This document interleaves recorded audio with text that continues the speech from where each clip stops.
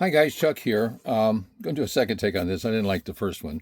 Um, I am here talking about manifestation. I get a lot of people that I talk to and I see on all the YouTube stuff that I research on that say, okay, well, I'm trying to manifest all this stuff. And I listen to all the gurus. I listen to Abraham. I listen to whoever happens to be your chosen character on there.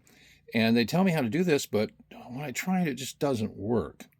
And so that's my objective here is to try to get people, help you, help whoever, to understand the reality of how this all stuff works. And I've been looking more into how it works rather than just trying to, coach people through manifestation stuff like a lot of the gurus do. And by the way, I am a certified clinical level hypnotherapist, and I've been doing this for a lot of years. I've probably been certified for about 5 or 6 years. I finally decided to get that to give myself a little bit of credibility. I've worked with a lot of people over the years. I started out with the old Silva mind control method way back in the 1970s. It was basically a type of meditation, but it's pretty much the same thing as self hypnosis. Jose Silva called that a dynamic meditation. And at that time, there were two choices. You could do Silva, or you could do the transcendental stuff, which was the old Maharishi Mahesh Yogi, which the Beatles brought over from India. And that was the thing. I would say the transcendental people were more marketers. They really were, really pushed for the money and the pay and stuff. It works. I mean, it's a type of meditation, but it was a mantra, the try to clear your mind thing.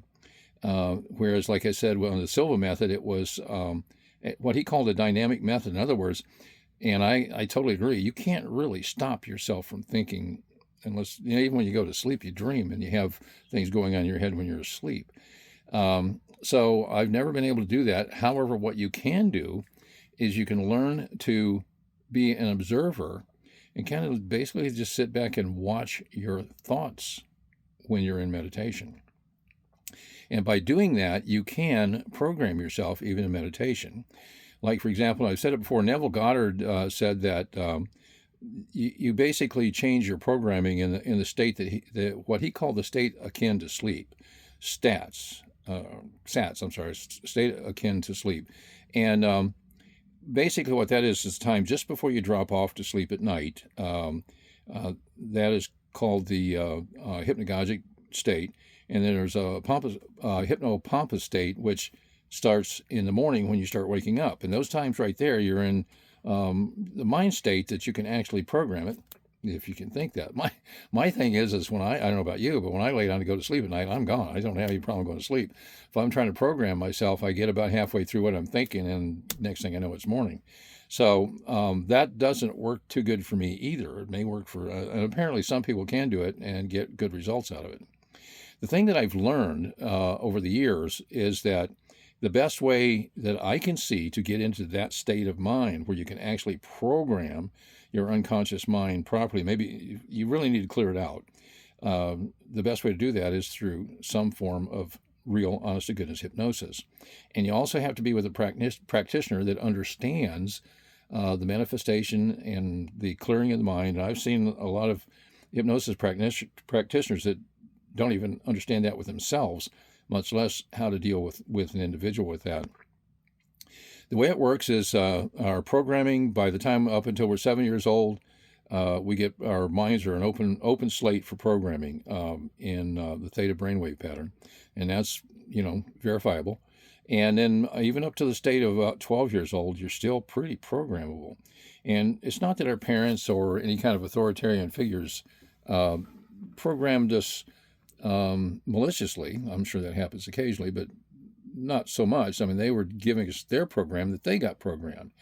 They're passing it on to us, and it can be good. It could keep you from running out in front of a car as a young child, and it could be something that is very negative, but they didn't understand it, and that goes into your brain and it stays there, and it runs your life as you get older.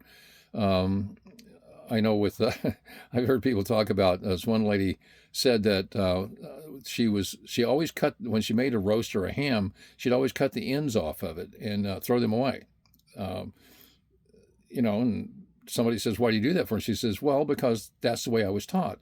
And so they ended up calling this lady's mother and saying, Mom, why did you used to cut the ends off the roast? And she says, honey, at that time, I only had one pan and I had to make them fit the pan to cook them. So she had to cut part of it off. She cut the ends off and feed it to the dogs or whatever.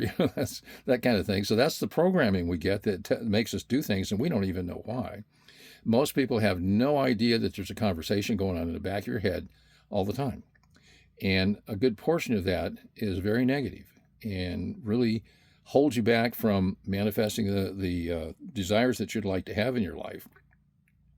The first thing you got to do is you got to understand that that's there. You have to start catching it. And I know when I first started doing that many, many years ago and catching the conversations, I'm like, I would hear something come through my mind, in the back of my mind there, kind of like almost like a whisper. It started out and then it got louder. And I'm like, I really said that? I would hear the words, and I say, I really said that? I couldn't believe I said something that stupid. But, we do. And so the thing and that's what holds most of us back from creating the desires and stuff with affirmations that we each want to do. So the real key to doing that is clearing out the negative stuff and reprogramming the proper stuff into your mind. How do you do that? Well, there's different things that you can do. You can do it yourself. It may take you a while. You got to figure it out. You got to understand it. And if you got negative programming in there that's stopping you from figuring it out, you're kind of out of luck at that point, right? So you can do that. You can try going to psychotherapy, a psychotherapist. And there's something I learned. It's been a few years ago, but I wrote it down here to make sure I said it right. If I can get this back around here, lots of notes. It was an article that was written back in 1970. Was when the article was written. Hang on a second, I gotta get this thing out of here. Real professional here. It was written by a guy by the name of, where do you go here? Can't find my notes. Okay, his name was Alfred Barrios. He was a PhD. This was written in 1970, and it was about psychoanalysis, behavior therapy, and hypnotherapy. Okay, and the way that he did a study on it. He said with psychoanalysis, which would be like psychiatrists, psychotherapists, people like that, they have a 38% average of successful work with people after about 600 sessions. Costs a lot of money to do that, right? So most of us can't afford that. There's behavior therapy, which is basically makes you face your issues and your problems, which can be pretty tough to do, and it's hard to. They have a better results of that. It's about a 72% average of success after 22 sessions. And then hypnotherapy is rated about 93% success after six sessions. Okay, so to me, once I figured all of that out, it just made sense. Well, maybe I should be doing hypnosis, right? Because as a professional therapy, because that's the way to get into your unconscious mind. That's exactly what it does. When you go into a state of hypnosis, it's a state of mind, and you go into it every day, multiple times. There's nothing spooky about it, nothing voodoo or anything like that. It doesn't make you quack like a duck or bark like a dog or any of that stuff. That's stage hypnosis stuff, and that's another story. It works, but it's another story. It's not what we're looking at here. But if you've got that good of a success rate with fewer sessions, then maybe it can help you in a short period of time to get your manifestations under control. And the way we do that is basically get rid of all the negative stuff. Like even with affirmation, I tried affirmations for years and it just didn't work. And mainly because you have programmings inside of you that are contrary to what you're affirming. And everybody used to say, well, you say these affirmations, you say them repeatedly every time, 3 times a day, for 30 days or something like that, and it'll change your overall thinking and your inner thinking. And some people may do that. It may. I'm not saying that they're totally useless, but to me, it never worked. And what it does is brings up some of that negative stuff in you.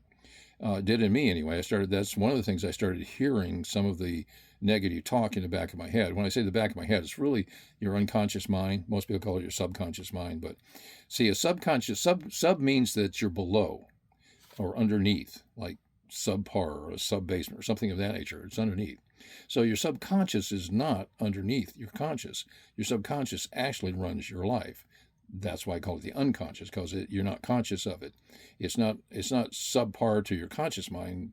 Basically, it's pretty much the other way around. Your conscious mind gives you about 5% of your life when you come right down to it, because studies have shown that by the time we're adults, getting into good adulthood, there about 95% of our life is run on autopilot, which comes out of your unconscious mind. So getting rid of those of that inner talk, even finding that inner talk, is and something else I want to say on those percentages there. The 38% on psychoanalysis, 72% on behavior, and 93% on hypnotherapy. Now that was written in 1970. Just before I started the video, I did an AI search and asked for those percentages, and it says that the percentage comes from that article in 1970 and are recited many times in mental health journals, and it gave me the exact same figures for today's standards. It hasn't changed much. We're human beings, and we are programmed certain ways, and it just works the way it works. And if you really want to get on with your manifestations and things like that, I think hypnotherapy is the answer for just about everybody. The only other thing you have to understand is you have to find a hypnotherapist, a practicing hypnotherapist that understands this. I've worked with, I do hypnosis for hypnotherapists a lot of times that are having problems with their business or their clients or something like that, and they can't figure out why.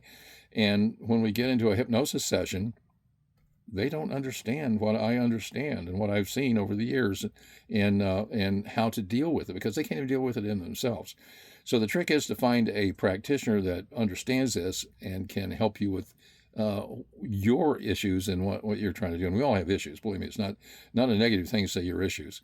I have, doing these videos, I'm pretty new to the videos things. This will be my 5th video that I've ever done. Kind of figuring it out, but I'm not an editor or things like that. So this is a stream of mind thought, start to finish. I don't edit these. I'll get to that point sometime. I'll probably clean them up a lot. Hope you bear with me and stick with me on this, and hope some of the information I pass on to you clicks with you. You can look it up on Google. You can look it up on YouTube. If you look hypnosis on Google, you'll find a million people out there that's really trying to run a hypnosis business. But it's like a particular thing. If you want to do that particular thing, you need to get with somebody that understands exactly what the process is and what the deal is. And I've been doing that for a while. So if you want to do that, I'd be happy to work with you. There's an email on my YouTube channel that you can get to me on. Send me something. Ask questions in the comments if you'd like. And all the YouTube people are begging for likes and subscriptions, because that's what I'm not really worried about, the monetization thing of it. I don't really care about that. If I'm doing this kind of video, I don't want a bunch of commercials in the middle of it anyway, so I'm not so worried about that. But I do want to get with people and help them to manifest the life that they want. So, but it does help get the channel out to other people if you do likes and subscribe. So if you would, just give it a like. It won't hurt you, won't cost you anything. A subscription doesn't cost you anything either. And it does help the algorithms pick this up and refer it to people that are looking for the same thing. And that's what I'm looking for, is to get to people. Any questions, like I said, put them down in the comments. I'd be happy to answer any questions. And, if you want to communicate with me through the email, glad to communicate back and forth. I don't have a website at the moment. I'm not high tech. I never have been.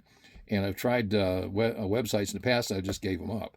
So with this YouTube channel, I'll probably have to do that, at least get a landing page that will refer people to the email stuff. That's coming. That's coming. Hang in there with me. We'll get there. But everything works out great once you get rid of the negativity and get that programming out of there, or at least under control, and get yourself programmed in the proper manner. And then the world's your oyster, as they say. Money can fall out of the skies. The relationships come knocking on the door. It's just, everything is there for you. We were designed to be successful. We were designed to be happy and healthy. I don't get into religion or politics here. I don't think this is the right place for it. But we were designed to be a specific type of a person. And our negative programming, our fast-paced life nowadays, all that stuff takes its toll. hang in there with me. Give me a like, and like I said, subscribe if you would. I'll get more information and get back to you in the future. See you in the next one, okay? Take care.